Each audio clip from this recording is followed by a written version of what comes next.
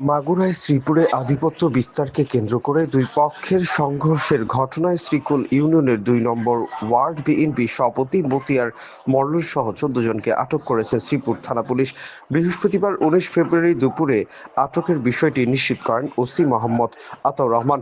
আটকরা রামনগর ও বারুইপাড়া গ্রামের বাসিন্দা। স্থানীয় সূত্রে জানা যায়, দীর্ঘদিনের রাজনৈতিক বিরোধের জেরে বুধবার সকালে দুই পক্ষের মধ্যে পাল্টাপাল্টি হামলা, বাড়িঘর ভাঙচুর ও লুটপাটের ঘটনা ঘটে। এতে অন্তত ২০টি ভারীঘর ক্ষয়ক্ষতি হয়। পুলিশ জানায়, সংঘর্ষ লুটপাটের ঘটনায় ২টি মামলায় ১৪ জনকে আটক করা হয়েছে।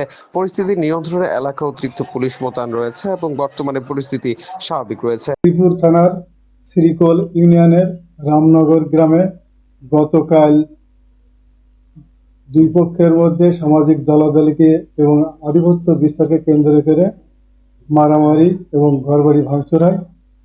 সেই ঘটনায় কেন্দ্র করে দুটি পৃথক মামলা হয়।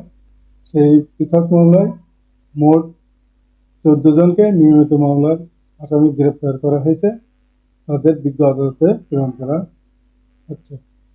মামলা নম্বর ৫ এবং ৬। পরিস্থিতি স্বাভাবিক আছে, সেখানে অতিরিক্ত পুলিশ মোতায়েন করা হয়েছে। দৈনিক আজকের বাংলা .net